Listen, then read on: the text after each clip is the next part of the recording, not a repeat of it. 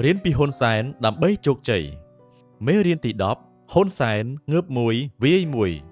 ផ្នែកទី1ករណីសិក្សាសម្ដេចហ៊ុនសែនដកស្រង់ពីសៀវភៅបដិវត្តពណ៌នៅកម្ពុជាសម័យ Digital សរសេរថាថ្ងៃទី20ខែមីនាឆ្នាំ2019ពីខេត្តពោធិ៍សាត់សម្ដេចហ៊ុនសែនប្រមានខ្លាំងនឹងដាក់បទបញ្ជាឲ្យសមត្ថកិច្ចវាយខ្នោះគណៈកម្មការចំពោះកិច្ចដែលរៀបចំឡើងដោយក្រុមជំរំព្រះអាទិត្យកុំឲ្យសោះអារឿងគណៈកម្មការចំពោះកិច្ចមកឃុំប្រមាណអ្នកកុំឲ្យសោះវាយខ្នោះជាប់រហូតរៀបចំកម្លាំងស្អីហើយតិចថាខ្លាចយីគេមកពិនិត្យ EBA លោកហ៊ុនសែននិយាយអញ្ចឹងទេអារឿងខុសច្បាប់អត់មាន EBA មិន EBA អីទេតែរឿងខុសច្បាប់ហើយគឺដាក់ហើយកុំខ្វល់ពេករៀបចំកម្លាំងស្អីអ្នកឯងរៀបចំធ្វើភេរវកម្មត្រៀមប្រយុទ្ធផ្ញើសារឲ្យទូទាំងប្រទេសបញ្ឈប់ទៅអាគណៈកម្មការចំពោះកិច្ចទាំងភ្នំពេញនិងវាលវែងខេត្តណានិយាយឲ្យត្រង់ឃើញមួយវាយមួយឃើញពីរវាយពីរចេញបញ្ជាអីអញ្ចឹងបើអ្នកឯងមិនទាន់សុំសិទ្ធធ្វើនយោបាយគ្មានសិទ្ធទៅប្រជុំជាមួយប្រជាពលរដ្ឋទេខ្ញុំអត់មានត្រូវខ្លាចអាញើតអីនិយាយទេអ្នកណាមកត្រួតនេះជាឧទាហរណ៍យើងអាចនិយាយបានថាវាយម្ដងមួយឲ្យបាក់តដៃលែងរួចចុងក្រោយប្រមូលចងទាំងអស់ចង់ធ្វើអ្វីក៏បាននេះជាយុទ្ធវិធីមួយដែលហៅថាប្រមូលដើមឈើមួយដើមឲ្យទៅជាព្រៃរួចដុតកំទេចចោលជាក់ស្ដែងមកដល់អំឡុងខែវិច្ឆិកាឆ្នាំ2019សកម្មជនប្រឆាំងដែលចូលរួមអនុវត្តផែនការ 9.11 គឺ9វិច្ឆិកា2019របស់លោកសំរងស៊ីរងការចោទប្រកាន់និងចាប់ខ្លួនជាបន្តបន្ទាប់ផែនការ 9.11 ជាផែនការដែលលោកសំរងស៊ីកំណត់យកថ្ងៃទី9ខែវិច្ឆិកាឆ្នាំ2019ដើម្បីផ្ដួលរំលំរាជរដ្ឋាភិបាលពិសេសផ្ដួលតំណែងនាយករដ្ឋមន្ត្រីរបស់សម្ដេចហ៊ុនសែន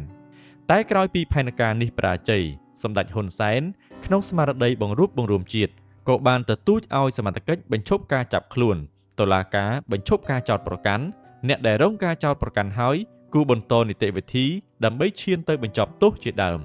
ជារួមសម្ដេចហ៊ុនសែនមិនទុកបញ្ហាឲ្យកូនគ្នាមិនទុកឲ្យមានសត្រូវប្រមូលផ្ដុំគ្នាមានបញ្ហាមួយលោកដោះបញ្ហាមួយមានសត្រូវម្នាក់លោកចាត់ការម្នាក់ទៅតាមរបៀបរបស់លោកនិងតាមស្ថានភាពជាក់ស្ដែងក្នុងករណីបើបញ្ហាក្តីសត្រូវក្តីប្រមូលផ្ដុំទម្លាក់មកលើលោកក៏មិនតក់ស្លុតដោយបំបែកឬអង្កន់មួយដោះតាមដំណាក់កាលប្រកបដោយស្មារតីអង់អាចការទទួលខុសត្រូវគ្រាន់តែលោកចាត់អាទិទេពដោះមុននិងដោះក្រោយតែប៉ុណ្ណោះខ្ញុំចាំសម្ដីបណ្ឌិតសុកទូចថាអ្នកនយោបាយគេចង់ឈ្នះមិនមែនចង់ល្បីដូចអ្នកសិល្បៈទេផ្នែកទី2ទស្សនៈសិក្សាកុំទុកឲ្យសត្រូវរបស់យើងកពូនជាភ្នំសឹមយើងធ្វើសង្គ្រាមជាមួយឬកំចាត់នោះប្រហែលជាទៅមិនរួចទេសត្រូវនៅទីនេះមានន័យទូលាយហើយសង្គ្រាមនៅទីនេះក៏សំដៅយកន័យទូលាយដែរ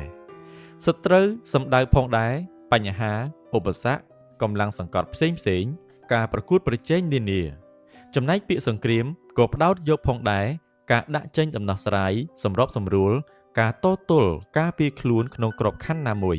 និយាយអំពីបញ្ហាដែលជាសត្រូវយើងមិនត្រូវទុកឲ្យវាចាក់ស្រេះស្មុគស្មាញហុំព័ទ្ធយើងនោះទេ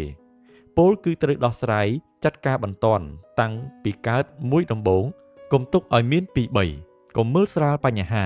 ព្រះពុទ្ធសម្ដែងថាកុំប្រមាទសេចក្តីប្រមាទនាំឲ្យវិនាសដូចគ្នាដែរមនុស្សដែលជាសត្រូវយើងក៏មិនត្រូវមើលស្រាលដោយសេចក្តីប្រមាទដែរ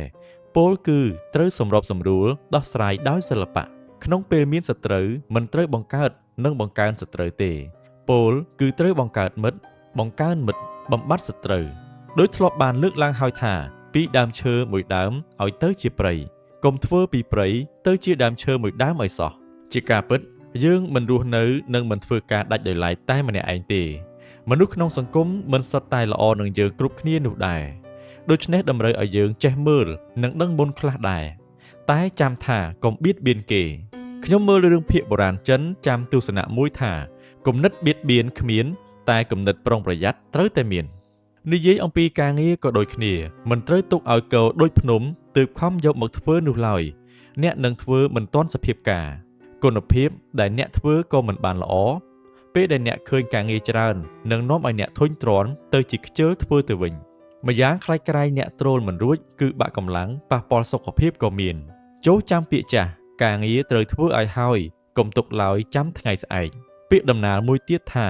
ស្អែក1000ដងគឺស្អែកហើយស្អែកទៀតរកទីបំផុតគ្មានដោយសារលេសរបស់យើងចំណែកការសិក្សាក៏មិនខុសគ្នាដែរ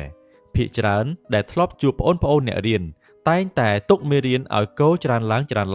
ដោយមិនមើលមិនដោះស្រាយពេលនៅតិចតួចនៅឡើយភាគច្រើនតែងនិយាយថាទើបបានប្រមាណមេរៀនកុំអារៀនឡើងវិញមិនអីទេដើមឆ្នាំសិក្សាមិនស្ទុះស្ទាមិនស្វះស្វែងទេដោយគិតថានៅពេលយូរទៀតដល់ពេលមេរៀនកាន់តែច្រើនពេលវេលាកាន់តែចង់អស់ទៅទើបប្រឹងហើយភាគច្រើនប្រឹងដោយគ្មានវិធីសាស្ត្ររៀនទៅទៀតចូលចាំថាតក់ពេញបំពង់ឆុងកន្លះក្រហេតគោបាត់ទើបធ្វើរបងពេលចិត្តប្រឡងទើបខំស្វាត់ជាយរៀនបែបនេះពុំសូវបានផលទេសូមកុំរកលេសដើម្បីពន្យាពេលតាមការខ្ជិលច្រអូសរបស់យើង